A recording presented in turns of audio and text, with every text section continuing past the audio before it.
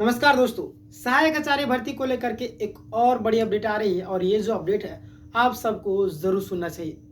यहाँ पे छात्रों के साथ में अन्याय हो रहा है। कैसे हो रहा है वो मैं आपको लास्ट में सारी चीजें बताने वाला हूँ। फिलहाल आप यहाँ पे देखिए कि न्याय मिलेगा या नहीं।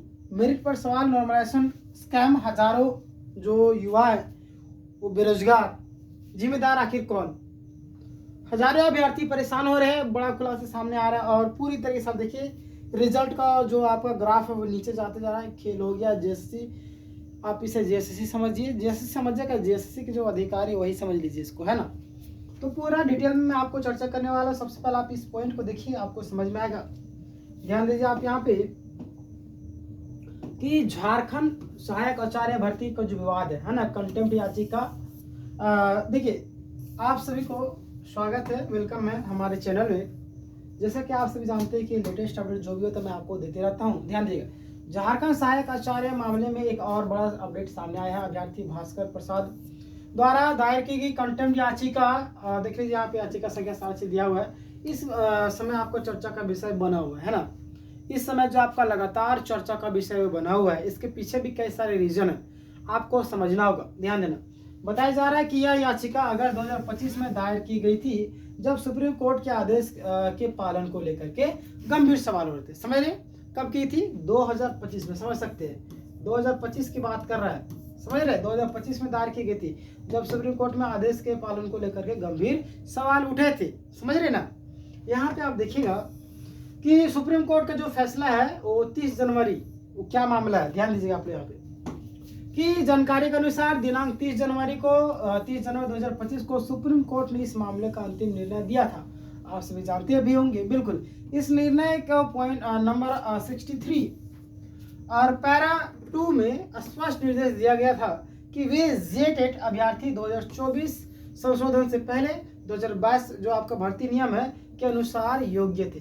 देखिए यहाँ दिया हुआ था, यहाँ पे आपको समझना भी होगा, समझिए और आपको समझ में भी आएगा। कई सारी चीजें देख रहे हैं कि जेटेट अभ्यर्थी है ना, जेटेट अभ्यर्थी जो 2024 संशोधन से पहले 2022 भर्ती नियमावली के अनुसार योग्य थे, उन्हें नियुक्ति के लिए पात्र माना जाए। समझ रहे? उनका परिणाम तुरंत घोषित किया जाए, उनका जो परिणाम है आपका तुरंत घोषित किया जाए। समझ रहे? आगे हम बात करते हैं कि और चयन प्रक्रिया पूरी तरीके से मेरिट और योग्यता के आधार पर ही की जाए। समझ रहे? चलिए, जेएसएससी का जो आदेश है उसका भी उल्लंघन हुआ है, उसको लेकर के भी बातें निकल करके आ रही है। अभ्यर्थी भास्कर प्रसाद का जो आरोप है, आप सभी जानते होंगे इनको, है ना। एक वीडियो काफी तेजी से वायरल हो रहा था जिसमें कई सारे पॉइंट को लेकर के बता रहे थे, है ना। ध्यान रखिएगा, झारखंड स्टाफ सिलेक्शन कमीशन यानी कि जेएसएससी ने सुप्रीम कोर्ट के आदेश का आचरण पालन नहीं किया, है ना। मतलब कि जो सुप्रीम कोर्ट का आदेश था, है ना, उसको जेएसएससी जो आपका पालन नहीं किया। समझ रहे? और उसके अनुसार अगर हम बात करें तो आयोग ने कोर्ट के स्पष्ट निर्देशों का नजरअंदाज किया है ना। बिल्कुल, ये जो है ना मनमानी तरीके से अपना काम कर रही है और छात्रों के जो मुद्दे हैं उसको लेकर काम ही नहीं कर रही। एक तरीके से बोला कि छात्रों को बरगला करके रखी हुई है और यहाँ पे दिग्भ्रमित करने की कोशिश भी की। इतना पढ़े लिखे, इतना समझदार होने के बावजूद भी अगर ऐसे प्रॉब्लम आ रही तो यानी कि इतना पढ़ाई लिखा बेकार ही, कि नियमली नहीं बना पा रहे। 18-10 साल से एक जेटेट कंडक्ट नहीं करा पाते हैं, सीजल कंप्लीट नहीं करा पा रहे। जैसे सीजल का भी क्लियर हुआ कुछ दिन पे, अभी मामला चल ही रहा है, सीआरडी जांच कर ही रहे, है ना।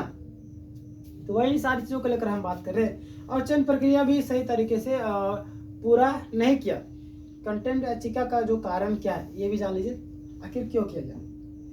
तो इसी कारण से भास्कर प्रसाद के द्वारा बोला गया कंटेम्प्ट याचिका संख्या आप देख लीजिए वो दायर की गई। समझ रहे? और याचिका में कहा गया कि आयोग ने सुप्रीम कोर्ट के आदेश की अवहेलना की, है ना। इसमें बोला गया है कि जेएसएससी जो आपका सुप्रीम कोर्ट के जो आपका आदेश है उसकी अवहेलना की है। देखिए इसमें भी क्या अपडेट आएगा, है ना। धीरे धीरे एक नया खेल शुरू होते जा रहा है सहायक आचार्य में। अब सोच रहे मामला शांत होगा, मामला शांत हो ही नहीं रहा है। समझ रहे ना। और न्यायिक प्रक्रिया को प्रभावित किया। जेएसएससी का पक्ष, वर्तमान में आयोग का क्या कहना है ये भी जान लीजिए आप लोग। इस भर्ती प्रक्रिया में अब योग्य अभ्यर्थी उपलब्ध नहीं है। आप वो तो शुरुआत से ही कह रही, जेएसएससी जो है मानने को तैयार ही नहीं। वो तो शुरुआत से कह रही कि जो आयोग है ना, वो मतलब हम लोगों को, या हम लोग को छोड़िए, मतलब छात्रों को योग्य मानने को तैयार ही नहीं, वो बोली योग कैंडिडेट है ही नहीं, है ना।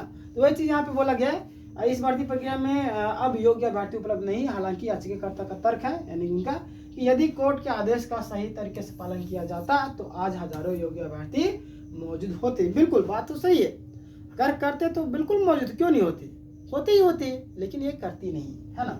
चलिए आगे हम बात करते हैं। यहाँ पे ध्यान दीजिए, रूल नंबर 19 2023 का जो उल्लंघन है, याचिका में यह भी आरोप लगाया गया है कि जीएसएससी ने रूल 19 समझ रहे 2023 का गंभीर उल्लंघन किया है।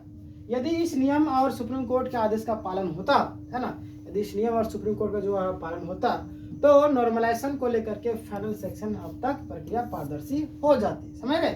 और लगभग 26,001 पदों की बहाली पूरी, 26,001 नहीं, कम से कम भाई 23-24 तो 20,000 तो हो ही जाती, ये भी नहीं करा पा रहे हैं, है ना। चलिए आगे बढ़ते। नॉर्मलाइजेशन पर लगातार सवाल उठ रहे हैं, आपसे भी लगातार, पिछला वीडियो में मैंने बताया था, आपसे भी जानते भी हैं कितना सवाल उठ रहा है नॉर्मलाइजेशन की आड़ में। कई बार गलत काम भी किए थे, मतलब कि योग्य अभ्यर्थी को बाहर कर दिया था, आयोग को अंडर कर दिया था, समझ रहे।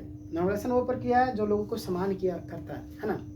अनेक सीटों में एग्जाम होती तो कई सीटों में प्रश्न का लेवल थोड़ा सा बेहतरीन रखता है, किसी में थोड़ा सा आसान रहता है, तो बेहतरीन लेवल का जो प्रश्न को उसमें नंबर बढ़ा दिया था, आसान का घटा दिया था, मतलब कि आसान का घटा दिया था, दोनों को लेवल के बराबर करने के लिए। तो अब कौन जान रहा है किस में कठिन किस में, अपने हिसाब से लोग कर देते, फिर गड़बड़ा था मैटर, समझ रहे। चलिए आगे बात करते हैं। सबसे बड़ा विवाद का जो लेकर, मतलब नॉर्मलाइजेशन की प्रक्रिया को लेकर के विवाद उत्पन्न है ना। कई अभ्यर्थी 90 से 110 अंक ला करके, मतलब कि बताया जा रहा है कि 90 से 110 अंक तक की घटा दिए, बताइए, ऐसे बताया जा रहा है। इसके बावजूद भी कई अभ्यर्थी क्वालिफाइड है। क्या आपका नंबर 90 से 110 तक घटाया गया? यस और नो मुझे जवाब दीजिए। क्या आपका भी नंबर आपका है 100 से आपका 110 तक घटाया गया? अगर हाँ तो कमेंट कीजिएगा, नहीं तो भी कमेंट कीजिएगा। याचिकाकर्ता के अनुसार नॉर्मलाइजेशन के नाम पर योग्य अभ्यर्थी को अपात्र, मतलब कि इनएलिजिबल बना दिया गया, समझे, अयोग्य घोषित कर दिया गया। बिल्कुल। आगे हम बात करते हैं, योग्य अभ्यर्थियों के साथ अन्याय हुआ है। बिल्कुल, ये तो हर कोई जान रहा है ना। ध्यान दीजिएगा आप लोग। पूरे मामले में यह दावा किया जा रहा है कि कई सारे, उस वीडियो को आप देखेंगे तो आपको पता होगा, कई योग्य अभ्यर्थी का जो चयन प्रक्रिया से बाहर कर दिया गया है, जबकि वे रॉ मार्क्स में बेहतर प्रदर्शन कर चुके थे, समझ रहे। चलिए आगे बात करते हैं। बिल्कुल, ये बात बिल्कुल 100% सही है। अगर सही प्रक्रिया अपनाई जाती तो विशेषज्ञों का मानना है कि यदि सुप्रीम कोर्ट के आदेश का सही तरीके से पालन होता तो अब तक पूरी 26,001 पदों की प्रक्रिया पूरी हो गई होती, है ना। बिल्कुल हो गए थे। चलिए कुछ तो बचा था, बात की बात मानते, लेकिन इतना तो कल 20-22 हज़ार हो ही जाता, बट इतना भी ये लोग नहीं कर पा रहे। मतलब सारे झारखंड के जो विद्यार्थी सारे अयोग्य ही है, नहीं, ये गलत है ना। ध्यान दीजिए आप लोग। यहाँ अगली सुनवाई का जो तारीख है आपका, अगली सुनवाई 6 अप्रैल को निर्धारित की गई है, उस दिन भी मैं अपडेट करूंगा। याचिकाकर्ता अभ्यर्थियों से उम्मीद है कि मतलब कि उम्मीद तो जता नहीं है, सुप्रीम कोर्ट एक बार फिर से अपने आदेश को स्पष्ट करेगा और योग्य अभ्यर्थी को न्याय मिलेगा। बिल्कुल मिलना ही चाहिए, समझ रहे। आगे हम बात करते हैं फाइनल डिस्कस कंक्लूजन के तौर पर। तो फिलहाल यह मामला आपका झारखंड के हजारों अभ्यर्थियों के भविष्य से जुड़ा हुआ है और सभी अभ्यर्थी नज़र बनाए हुए हैं कि सुनवाई में क्या होगा, समझे। ये जहाँ एक तरफ पूरी तरीके से विवाद है, जहाँ अंतिम निर्णय आपको पूरे भविष्य को बदला, अपना पूरा फ्यूचर, आपके एजुकेशन व्यवस्था को शायद बदल सकती है ना। देखिए क्या होगा, जो भी होगा मैं आपको इन्फॉर्मेशन करूँगा। परिमल कुमार और प्रदीप कुमार का जजमेंट को लेकर आपके मन में सवाल उत्पन्न होगा, तो उसमें अभी कोई भी डिसीजन अभी तक फिलहाल नहीं बता सकते। विराट जिस तरह की बातें निकल कर आ रही है मार्केट में, जैसे सोशल मीडिया में और भी कई सारी जगहों में, तो शायद प्रदीप कुमार का जो जजमेंट है शायद हटाया जा सकता है, ऐसी बातें निकल कर आ रही है। अब देखिए क्या होता है, आप क्या सोचते हैं इस मामले में, पूरा कमेंट कीजिएगा। मैं नेक्स्ट वीडियो में उससे कवर करूँगा और अभी तक आपने सब्सक्राइब नहीं किया, सब्सक्राइब के लिए मिलेंगे नेक्स्ट वीडियो में, तब तक के लिए धन्यवाद।